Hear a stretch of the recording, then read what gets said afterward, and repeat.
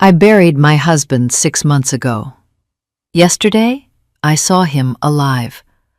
I had stood at his grave until my legs went numb, until the cold stone beneath my fingers felt warmer than my own skin. 6 months of mornings waking up to silence. 6 months of nights clutching the side of the bed where Thomas used to sleep. 6 months of learning how to breathe again without him. Or so I thought. That morning, I went to the grocery store because grief does not excuse an empty refrigerator. I remember standing in the canned goods aisle, staring at rows of beans and soups, thinking how strange it was that life kept moving so normally when mine had stopped. I reached for a jar of tomato sauce, and that was when I heard it. His voice. Not loud, not calling my name, just a familiar sound carried by habit. A soft cough followed by a muttered complaint about prices. The exact same tone I had listened to for 41 years. The sound that used to drift from the kitchen while he read the paper. The sound I had sworn I would never hear again. My hand froze mid-air. I turned slowly, my heart already pounding as if my body knew the truth before my mind could accept it. And there he was, standing 3 shelves down, holding a shopping basket, comparing labels like he always did. Thomas. The same broad shoulders, slightly hunched now with age. The same silver hair that refused to lie flat. The same scar above his right eyebrow from the ladder fall he laughed about for years. The man I buried. The man whose name was carved into marble. I dropped the jar. It shattered on the floor, red splattering across white tile like something alive. People gasped. Someone said, "Ma'am, are you okay?" I did not answer. My feet were already moving. "Thomas!" I cried, my voice breaking apart as it left my throat. "Thomas, it is me!" He turned. For one terrible, hopeful second, I expected recognition. I expected shock. I expected his face to light up the way it always did when he saw me after a long day. Instead, he looked confused. Genuinely confused. "I am sorry," he said slowly, carefully, as if speaking to someone fragile. "I think you have me mistaken for someone else." The words hit harder than the sight of him. Mistaken. As if 41 years could be mistaken. As if I had not memorized every line of his face in the dark. "No," I whispered, stepping closer. "No, Thomas. It is me, Eleanor, your wife." He took a step back. That movement hurt more than anything. Thomas never stepped away from me, not once, not even during our worst arguments. "My name is Daniel," he said. "Daniel Brooks. I do not know you." His voice was the same, deep, slightly rough, the voice that told me he loved me on quiet nights when words felt too small. I reached for my phone with shaking hands and pulled up a photo from last summer, his last birthday, us sitting on the porch, his arm around my shoulders. I held it up between us. "Look," I said. "Look at this. Do you remember this day? You burned the steaks and blamed the grill." He glanced at the screen. Just for a moment, something flickered in his eyes. A pause too long, a tightening of his jaw. Then he shook his head. "I am sorry," he repeated. "I have never seen that photo before. You must be going through something very difficult." He placed a hand on my shoulder. That touch nearly broke me. It was his hand, the same warmth, the same weight, the same place he always touched when he wanted to calm me down. "Please," he continued gently, "you should sit down. Get some water." I stared at his left hand. "Show me your fingers," I said suddenly. He frowned but lifted his hand. There it was, the crooked pinky, the one he broke at 15 fixing his mother's roof, the one I used to tease him about when we held hands. My stomach dropped. "I have to go now," he said quickly, already turning his card away. "I truly hope you feel better." And just like that, he walked away. I stood there shaking while an employee cleaned the mess at my feet. People avoided my eyes. Someone whispered, "Poor woman." They were wrong. I was not poor. I was terrified. Because as I watched him disappear toward the checkout, one thought screamed louder than my grief ever had. If my husband was alive, then who was buried in his grave? And whatever the answer was, I knew my life was about to break open in ways I could not yet imagine. I should have left the store. I should have gone home, locked the door, and told myself grief had finally broken something inside me. That would have been easier, cleaner. But I did not leave. I watched him from the end of the aisle as he paid for his groceries. He used cash. I noticed that because Thomas always used a card and complained about keeping receipts. This man did not take one. He folded the bills carefully, the same way my husband used to, pressing the edges flat with his thumb. My chest felt tight, every breath shallow. When he pushed the cart toward the exit, my feet moved without asking permission. I followed at a distance, ducking behind displays, pretending to read labels. I felt ridiculous and desperate and completely awake all at once. Outside, the afternoon air hit my face. He loaded his groceries into an old sedan, white paint dulled by age, a dent along the rear door. Not the car Thomas owned. Not the car he loved and polished every weekend. Still, the way he placed the bags inside was unmistakable. Heavy items first, bread on top, eggs last. I memorized the license plate without realizing I was doing it. He pulled out of the parking lot and drove away. I stood there for a few seconds, my hands clenched at my sides, then walked to my car. The one Thomas bought me 2 years before the accident, saying he wanted me to have something safe, something reliable. I followed him. I stayed 3 or 4 car lengths back, close enough not to lose him, far enough not to be noticed. My heart pounded so loudly, I was afraid it would give me away. We passed streets I knew, then turned into neighborhoods I rarely visited.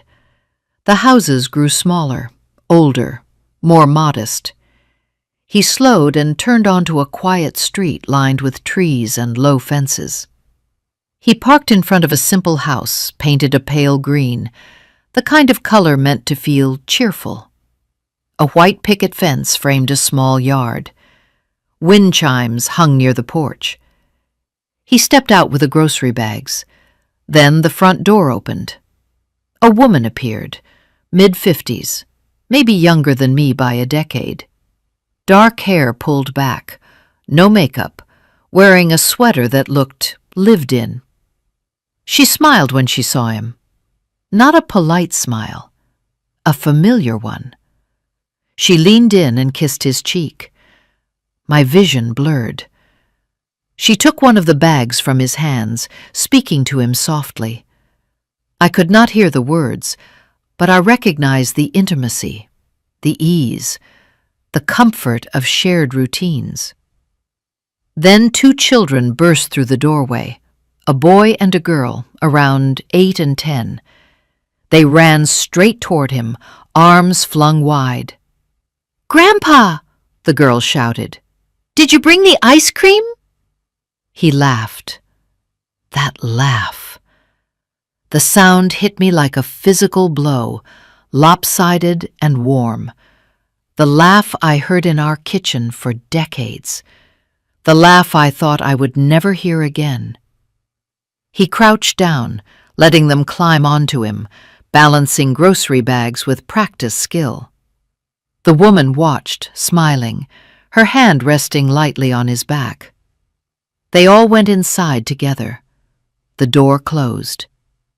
I sat frozen in my car, parked halfway down the street, my hands gripping the steering wheel.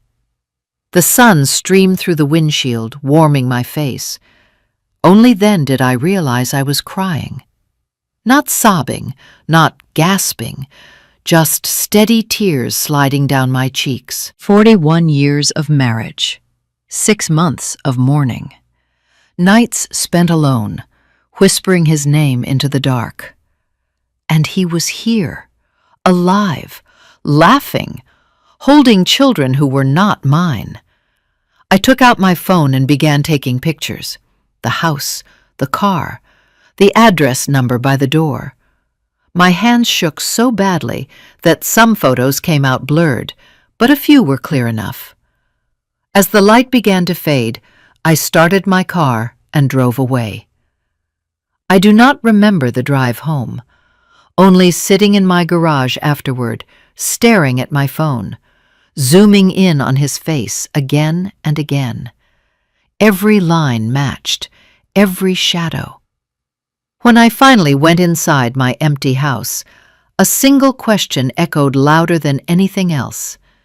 If Thomas was alive, then who had I buried? I did not sleep that night. I sat at the kitchen table with a single lamp on, the rest of the house swallowed by darkness. My phone lay beside old photo albums, spread open like evidence at a crime scene.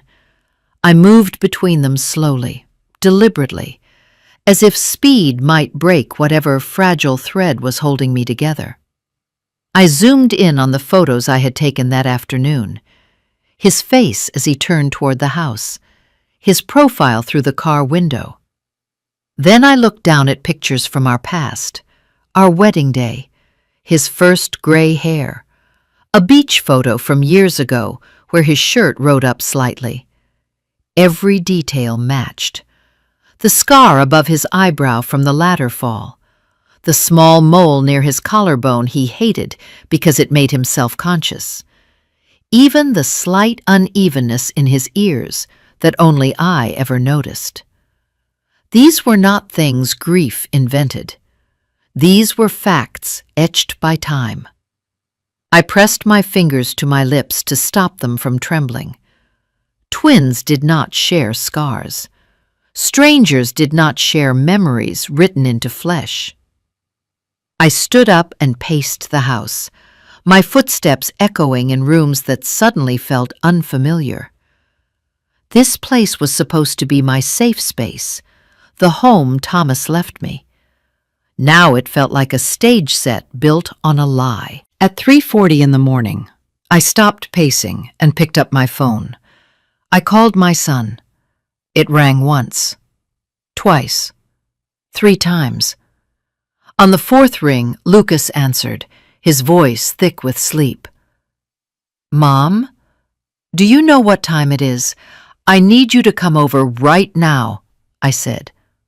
A pause. "Mom, it is the middle of the night.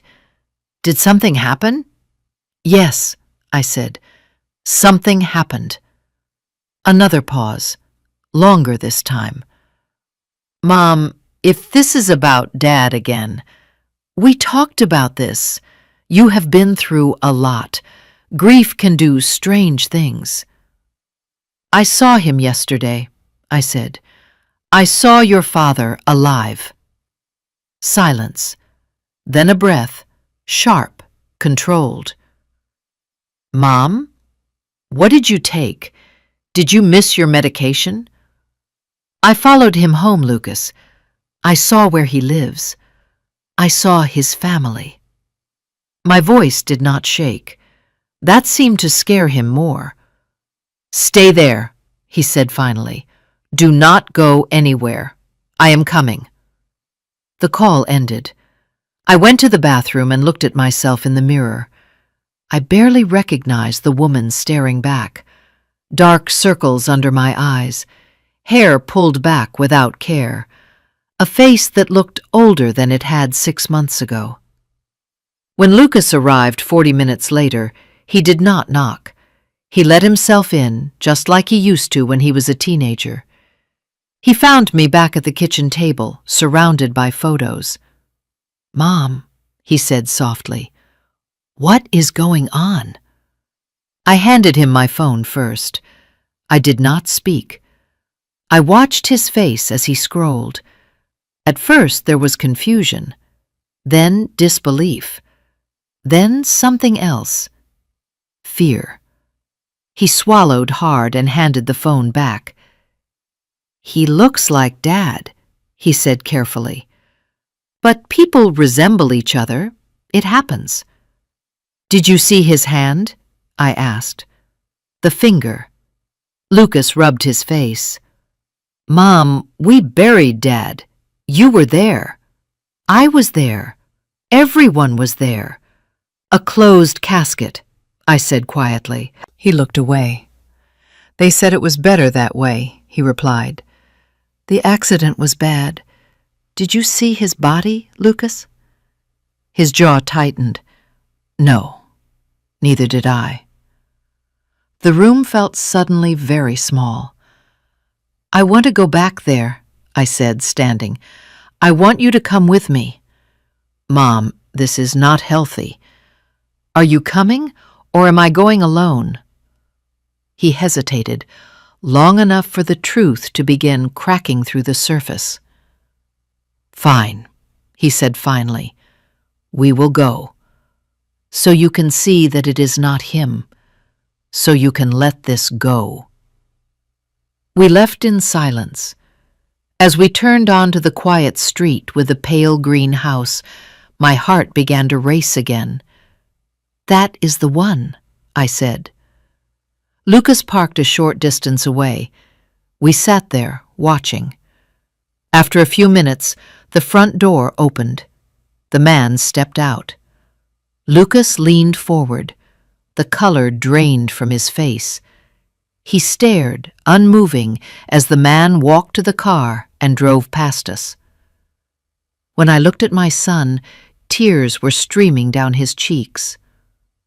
"Mom," he whispered. In that moment, before he said another word, I knew. Whatever truth he had been carrying, it was finally breaking him, too. Lucas did not start the car. He sat there gripping the steering wheel, his forehead resting against it, his shoulders shaking.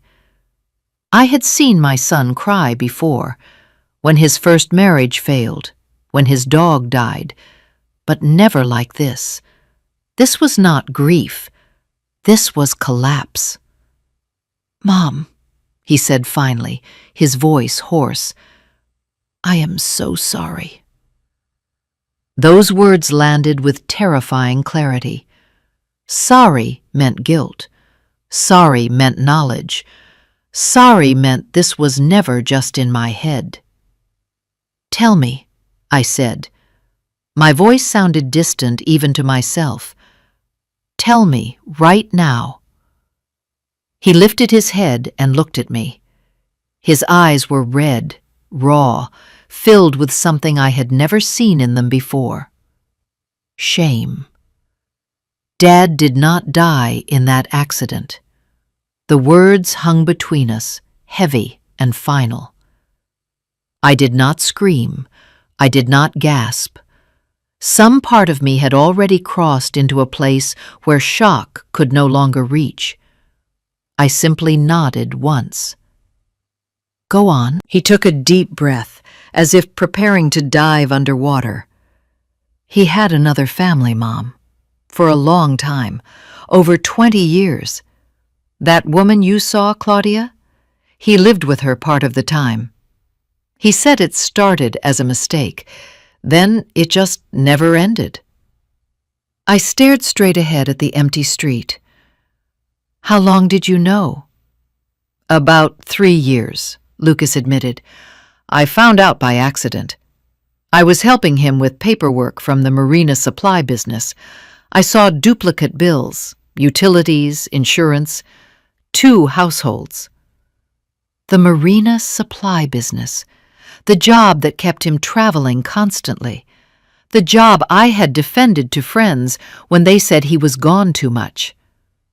"And you said nothing?" He wiped his face with his sleeve. "He begged me not to tell you. He said it would destroy you. He said if you found out, you would take half of everything, the business, the house, everything he built."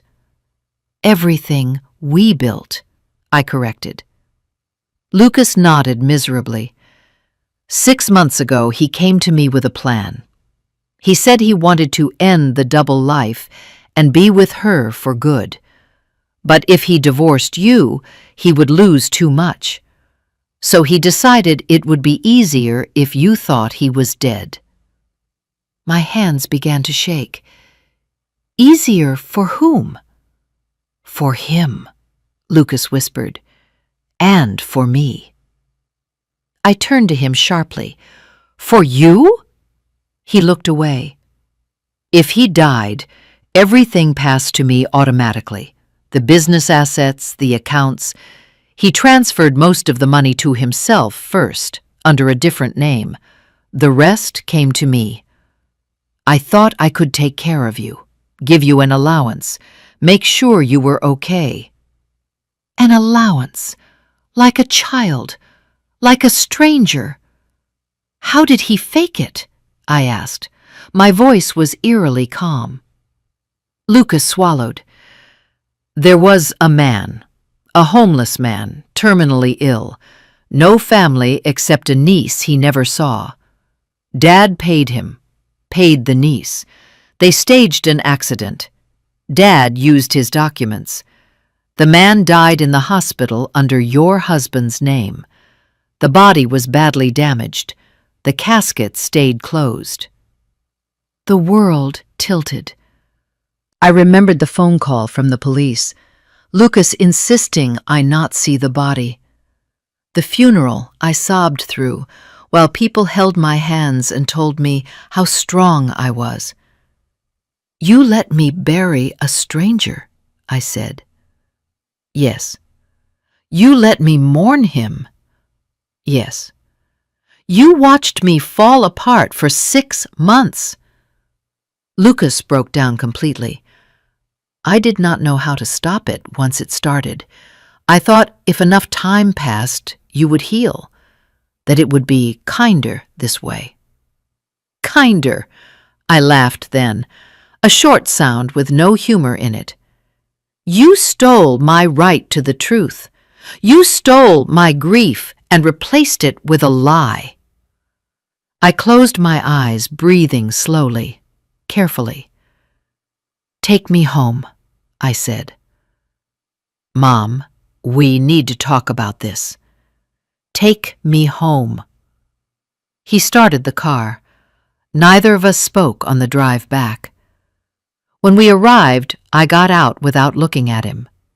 "Mom, please," he called after me. I did not answer. Inside my house, I sat on the edge of the bed and looked around at the life I thought I had lived. 41 years of loyalty, of compromise, of believing in the man beside me. It had all been a performance. And now that I knew the truth, one thing was clear. I was done being the woman who cried in silence. Whatever came next, it would not be forgiveness. It would be reckoning. For 3 days, I did nothing. I did not call Lucas back. I did not answer his messages.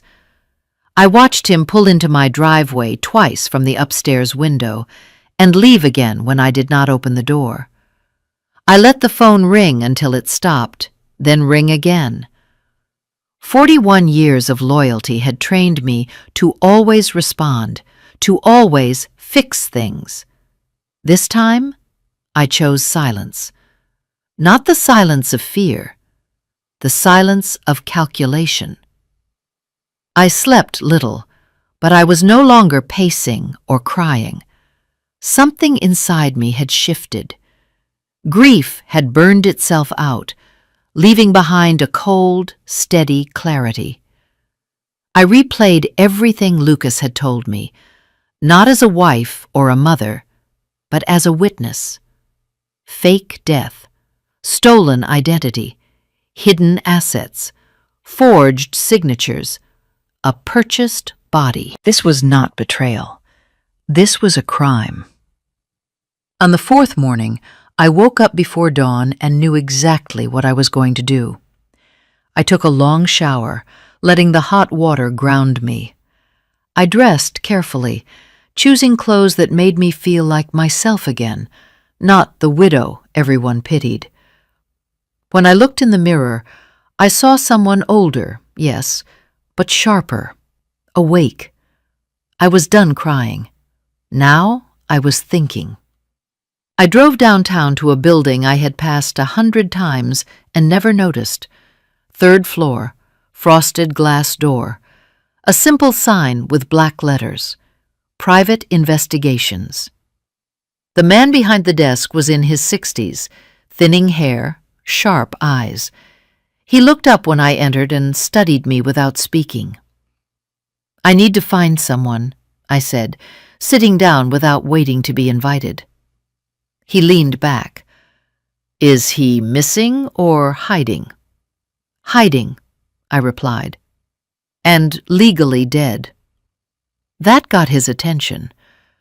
I told him everything, not the emotions, not the years of marriage, but the facts.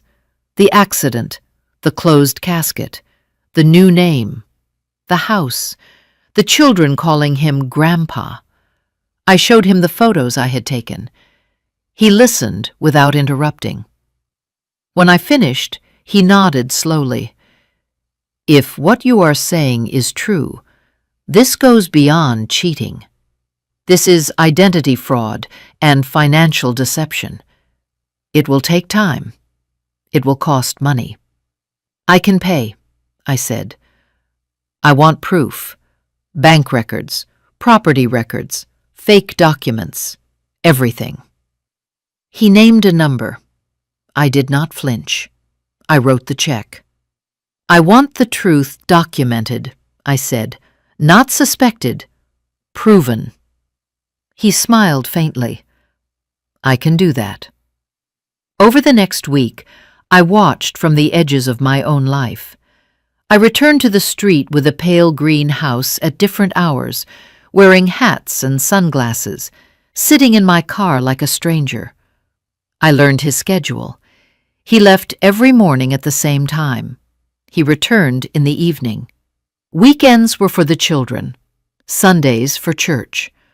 A good man, the neighbors would have said. I learned the name he used, the work he did now, the modest life he pretended was new. I watched the woman touch his arm the way I used to. I watched him smile with the ease of someone who believed his past was buried. It was not. The investigator called me 7 days later. "I have enough for a full report," he said. "You should come in." The folder he handed me was thick, heavy, real. Fake birth certificate, issued years after my husband was supposedly born. Bank accounts opened under the false name, with nearly $2 million transferred before the accident. Utility bills and tax records tying him to 2 households for over 2 decades. And then the last page. Phone records, multiple calls, regular, long, between my husband and my son. Before the accident, after the funeral. During the months I thought I was alone. Lucas had not just known, he had stayed involved. I closed the folder slowly. "Thank you," I said. As I walked out of that office, something settled inside me. This was no longer about rage or revenge. It was about dignity, about truth, about refusing to be erased quietly. They thought I would mourn forever. They thought my silence meant weakness. They were wrong. The storm had not passed. It had only just begun. I did not confront Lucas right away. That was the hardest part. Every instinct in me wanted to scream, to throw the evidence on the table and demand answers. But anger rushes, strategy waits. And for the first time in my life, I chose patience over emotion. I took the folder home and read every page slowly. Bank transfers, dates, amounts, accounts opened under a name that did not exist, documents signed while my husband was supposedly dead. Everything was neat, organized, planned. This had never been a panic decision. It had been calculated. I made an appointment with an attorney the next morning, not the kind who handled wills or real estate. I needed someone who understood fraud, financial crimes, identity theft. She was direct, sharp, no wasted words. "What you are describing is a criminal conspiracy," she said after reviewing the documents. "Your husband committed identity fraud and financial theft. Your son aided and benefited. You are entitled to restitution, and there is strong ground for criminal charges." I felt a strange calm listening to her. "What do you need from me?" I asked. "A confession would help," she replied, "especially from your son. We also need proof of asset transfers and forged authorizations. If we have that, the case is airtight." I already knew where those documents would be. Lucas kept an office at the main supply warehouse. He had once given me a spare key years ago for emergencies. I had never used it, until now. But first, I needed him to talk. I called him that afternoon. "Mom," he answered immediately. "Are you okay? I have been so worried." "I am tired," I said, letting my voice soften. "I do not want to fight anymore. I just need to understand everything so I can move forward." There was relief in his breath. "Of course, Mom. Anything you want to know." "Let us have lunch tomorrow," I said. "Somewhere quiet." He agreed without hesitation. That night, I placed a small recorder in my purse. I practiced keeping my hands still.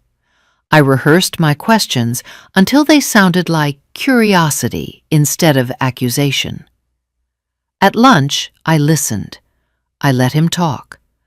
I asked when the plan started, how the money was moved, who signed what, where the proceeds from the sales had gone. Each answer came easily to him now, unguarded, confident that I was still his mother, still safe.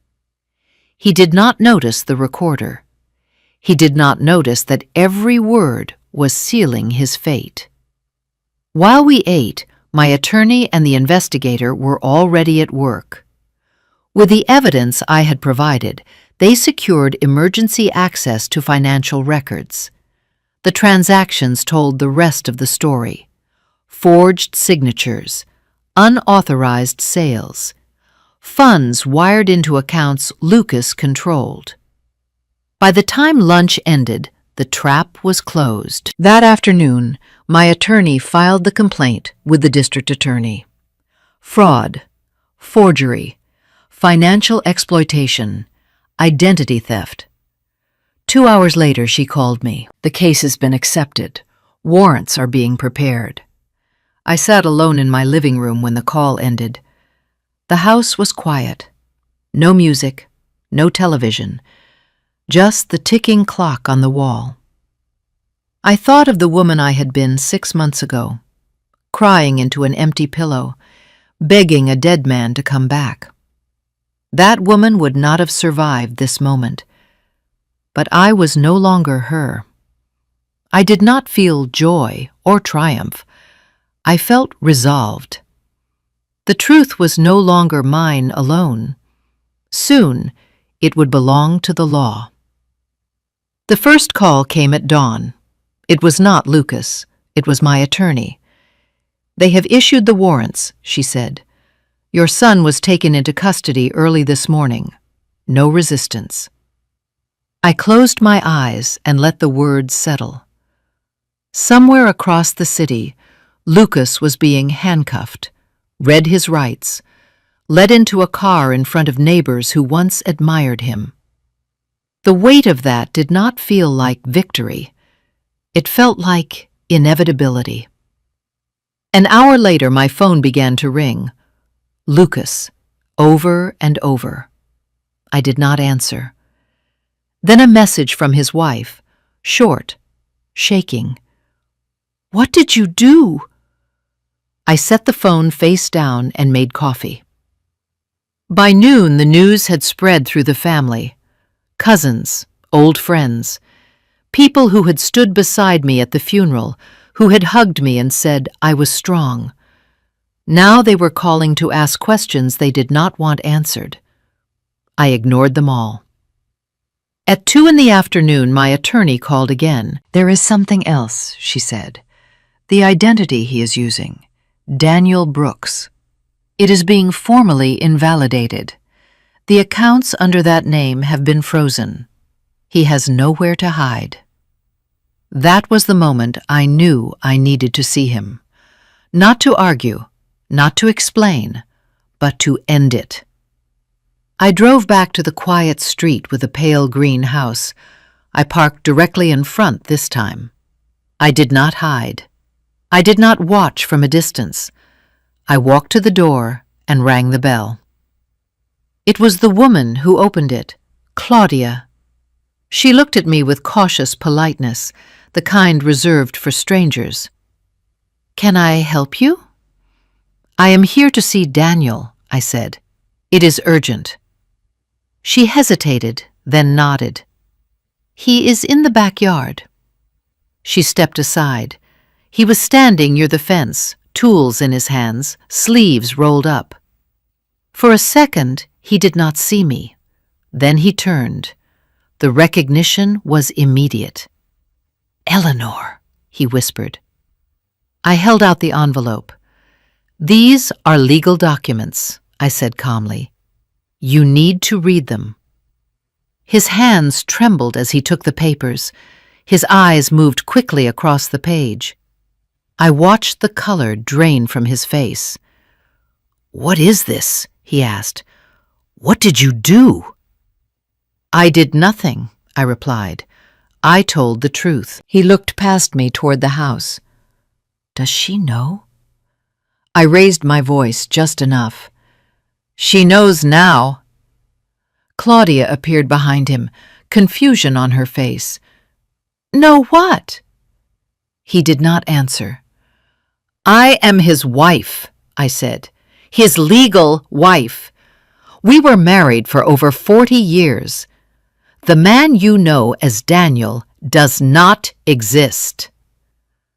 The silence that followed was unbearable. Claudia stared at him. "Is this true?"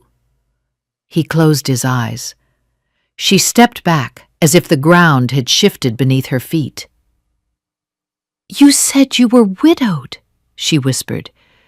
"You said you had no one." "I had someone," I said. "Me." He fell to his knees on the concrete. "Eleanor, please, I can explain." "No," I said. "You have explained enough. You chose deception. You chose theft. You chose to erase me." Sirens wailed faintly in the distance. "They are coming," he said hoarsely. "Yes." I turned to leave. "Eleanor," he called after me, "for the years we shared, for what we were." I stopped, but I did not turn around. "What we were was real to me," I said. "That is why you will never understand what you destroyed." I walked away as the sound of approaching sirens grew louder. I did not look back when the police pulled up. I did not watch them lead him away. Daylight had finally reached the truth, and nothing built on lies survives the light.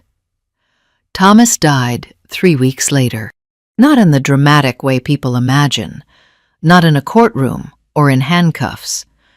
He suffered a heart attack in the holding facility while awaiting formal charges. The call came early in the morning, calm and procedural, as if informing me of a missed appointment. "He passed at 5:20 a.m., the voice said. "You are listed as next of kin." For a long moment, I said nothing. I did not feel relief. I did not feel sorrow. What I felt was distance, as if the man they were describing no longer belonged to my life in any meaningful way. "Cremate him," I said finally. "Scatter the ashes at sea. No service." There was a pause. "Are you certain?" "Yes." He had already taken enough from me. He was not taking one more performance. The legal process moved forward without him. The invalid identity was erased. The accounts were returned to their rightful status. The assets that had been hidden, sold, or transferred under false authority were recovered and redistributed by the court. What was stolen came back to where it belonged. Lucas accepted a plea deal. He was sentenced to prison time for financial fraud and forgery. Not a lifetime, but long enough to understand the cost of his choices. We spoke once after the sentencing. It was not forgiveness, it was clarity. "I love you," I told him, "but love does not erase consequences." He nodded. For the first time, he did not argue. Months passed. The house felt different, lighter. I redecorated not to erase memories, but to claim space. I returned to the hobbies I had abandoned years ago. I traveled with friends. I laughed without guilt. I slept through the night. Grief had not destroyed me. Silence had. And truth had saved me. One afternoon, I visited the cemetery where a stranger lay beneath my husband's name. I stood there briefly, not to mourn, but to close the door on the woman I used to be. That grave did not hold my husband. It held my innocence. I left without looking back. Today, my life is quieter. Smaller in some ways, stronger in all the ways that matter. I no longer confuse loyalty with self-erasure. I no longer believe love requires silence. I learned that dignity is not granted by marriage or blood. It is claimed the moment you refuse to be lied to any longer. And I learned that even after betrayal, even after years of deception, it is never too late to choose yourself. That choice changes everything.